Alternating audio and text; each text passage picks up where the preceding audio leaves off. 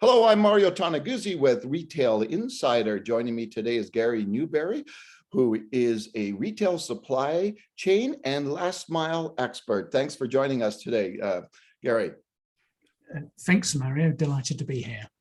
Well, let's talk about challenges in the supply chain and in the last mile aspect of the retail industry right now. What are the biggest challenges the retail industry faces in that regard? I think what I'd like to do first is just to try and understand, or try to communicate and understand, what a supply chain is. Because I think that I've bumped into more and more conversations where there's an assumption what it is, but when I get into the testing of it, clearly people see just fragments of it. The supply chain is that whole process by which something, if we're in the grocery supply chain, something gets done in a field somewhere, and it gets put into gets farmed, put on a truck, goes to a processing plant, goes to onto another truck to a canning factory, maybe gets put in a container, maybe shipped across the ocean, brought into your DC, whatever. And there's a huge amount of complexity in there. And I use the word carefully. It's not complicated, it's complexity. So we need to manage it as opposed to simplify it. Within the supply chain network, there's lots and lots of different relationships, and often much of our supply chain, we're sitting, say, in Canada as a retailer, and we're dealing just with one supplier factory, and they're producing finished goods. Maybe if we're in apparel, we're chasing this week's $4 t-shirts. What we don't understand necessarily, or have got much visibility of, is what precedes a factory in terms of what difficulties their suppliers having with sourcing materials themselves, or finding labor. So we've brought it into the, somehow it's got to the factory. Now we've got a task, and it's a sort of almost a constant refrain. Do we get visibility of where our order is in that factory? Are we in a factory shared with our competitors, or are they in the pecking order? And then when finally our order emerges from a factory, and depending on the terms that we use, but let's assume that we put that to one side, have we got a truck, a container, which are sometimes problematical, and a trailer to put it on, and get that to the port? Which port should we go to where we have every chance of getting onto a boat? Because often we switch the ocean, marine transportation, constantly moving from blank sailings, which are cancelled sailings, through to rollovers, which means you turn up but you can't fit on the boat, so you have to wait, and you might be waiting for a number of weeks. Then you get brought across the ocean. Often sometimes the fastest part of the arrangement, because you get trapped trying to get into a port to be unloaded, and then one thing leads to another. What we have been doing for the last 2 years is thinking that we used to be in a normal in up to 2019. And we went through these restrictions, very burdensome, and we didn't know where our stuff was. And we deployed most of our teams in trying to find, where's my staff? And we're hoping still that we're going to get back to normal and we can just, relax again, although it wasn't particularly relaxing before, but compared to now, relax again. But we must understand that March 2020 was the new normal. And it even, 6 months into, restrictions, we had a whole range of things that were as individual elements were baffling sometimes and very surprising, but they just layered on all the way through the last 2 years. And even in the last few months, we've had the Freedom Convoy and the bridge blockages. We've had war breakout in Europe, which affects a huge amount of, we haven't really got to grips with how impactful that is going to be on our supply chains in terms of things like the food supply chain, elements of the chip supply chain, the electronic chips, which is a supply chain that's really fundamentally trapping so many things from moving forward. We've got a situation of Shanghai being closed down, or sort of in various stages of being reopened or not reopened, because of China trying to get to zero COVID, which we know in other regimes like New Zealand, they tried it, it didn't work. In parts of Australia, we tried it, it didn't work. And China will find they tried it, it didn't work, even with the draconian challenges that they have in that. I think that we have really underplayed our hand in terms of understanding the supply chain, and therefore our approach to fixing it is very firefighting in its nature. So we've just said, well, how do we used to manage this without too much visibility of that stuff that I alluded to? Yeah. Now we're getting to find out that it's actually important that we find out our suppliers and the difficulties they have, because basically if they have a difficulty, it's not for us to say now, we used to say it, but that's my problem. It is my problem because they're my customers. So I need to really understand all the vagaries of my supply chain. I never spent too much time thinking about, frankly, because it all ran fairly smoothly. So the challenges are about understanding the supply chain in its fullest extent, finding out, the sourcing issues, not only with my supplier, but with their suppliers, and trying to work new schemes to try and kind of skip around those somehow. And that may actually mean finding out the prime suppliers we've been using, finding new ones, whether or not that's a switch completely or alternatives. And that was certainly in the first few months, people were starting to think about multi-sourcing, but I think we need to go way beyond that now, because we're in the new normal. Be prepared for even more disruption. And we've had, as I said, we've got war, we've got this, disruption in ports and manufacturing. We've got, even within the war, a country who has been threatened to be taken out, which is the UK by Russia. It's no small thing, really. But now we've actually got inflation. Some people have argued because of the supply chain and all the snags in that, but there are other factors in play, I believe. But nonetheless, we've got raging inflation caused by raging demand, which has been promoted in some ways by the government releasing money to people. Of course they would, to support them through the lockdowns. But that demand pattern hasn't sort of really, up until very recently, hasn't really changed, which means that we've been asking retailers and their suppliers in turn to produce a lot more. And that has a big impact when our supply chain designs were based on a very limited variation of volume. Yeah. So how long is this going to take to fix? Well, here was my forecast in October 2020.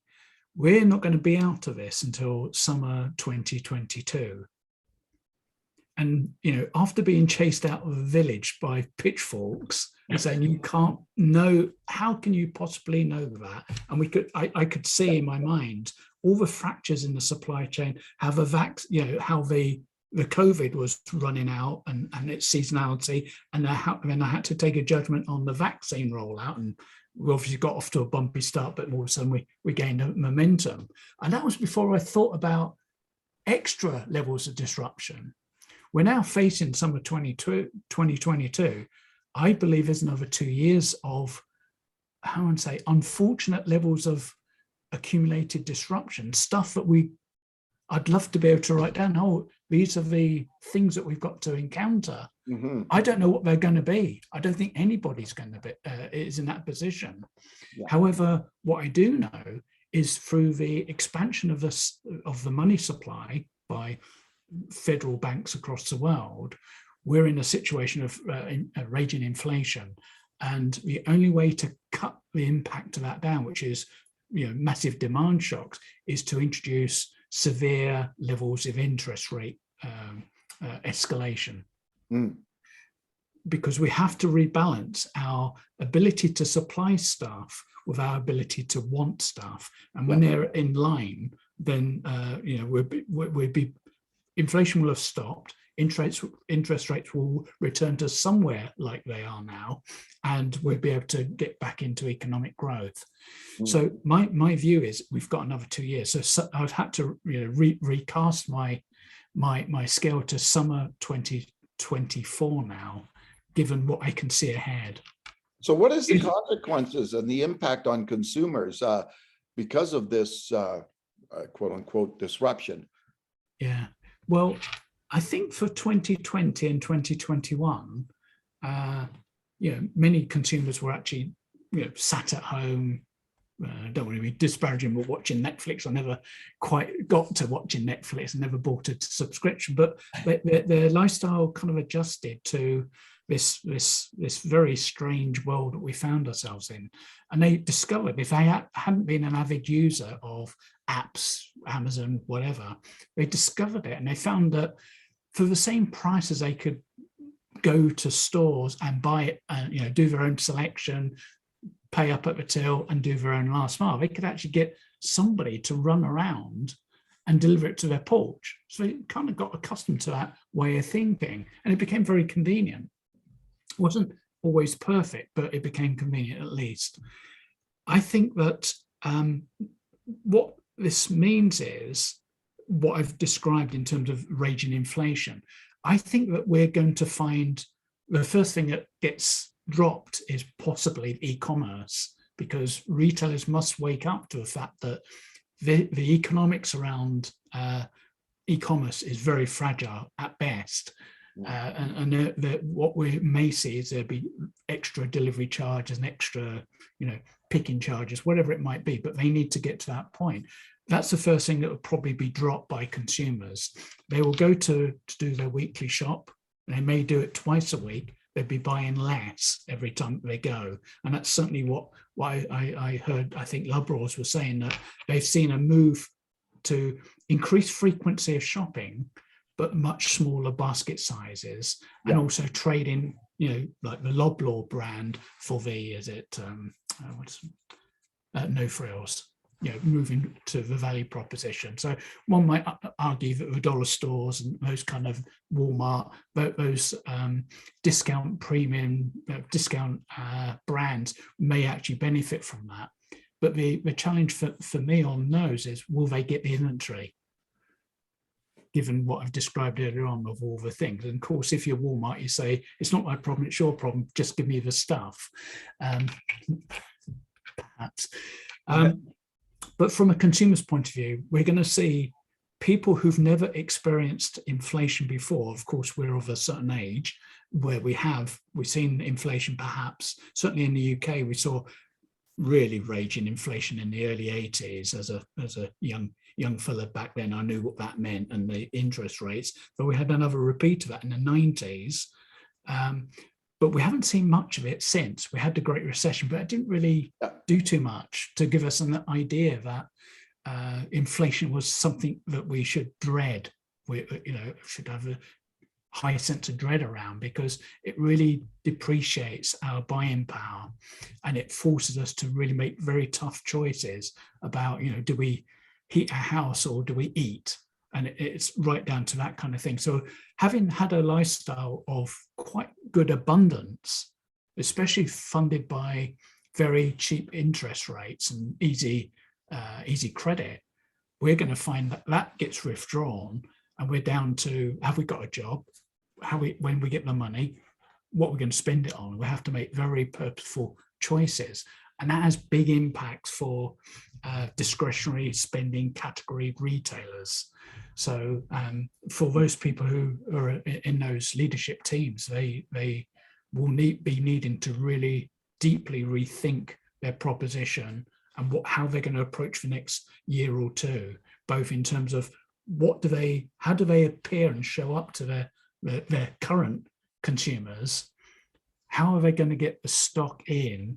How does this all come together? How do we build loyalty? What is our proposition going to look like? How do we potentially, if we've got the opportunity to do this, how do we reinvent our brand? It's got to be relevant for 2022, 23, 24. We may be over much of this disruption. I can't guarantee it. Okay. So finally, Gary, just, I know there's no quick fix and it's going to take some time, but what are some of the key solutions that the industry has to undertake to tackle this challenge? Yeah, we need to look at our supply base, and we need to think differently about, we have in the past gone to one factory, we've concentrated our buy-in to get a better price because we put risk off a table. We said, well, there's no risk with this. We've got global transportation systems, they're pretty reliable. We can go to this factory in China, they're quite desperate for our work, they do a good job, everything is working fine. Well, we now need to put risk back on the table and think about unfriendly regimes. We need to think about breaking out that concentration for a starter for 10, but then we need to move forward with much more collaboration in our mindset.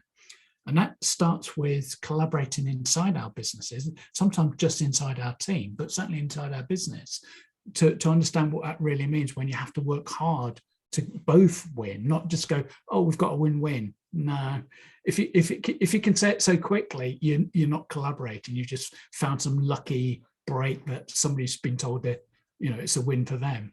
Collaboration takes a lot of hard work. You need to be open to open your books and share information. You're both literally in the boat together if you are collaborating. So we need to multi-source. I'd like to see us actually reshore stuff to Canada, because I think that going forward we need to rebuild parts of our industry which we sent away to the Far East.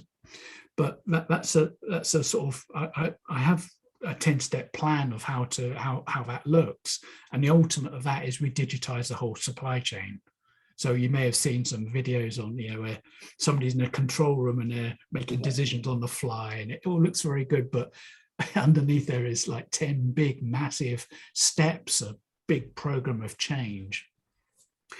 From a forward logistics point of view, we definitely need to think differently, but that's spurred by thinking about a proposition in the marketplace. And back to what I've just said about, 2022, certainly H2, the second half of this year, 2023 and 24 are going to look very different to what the last 2 or 3 years have been.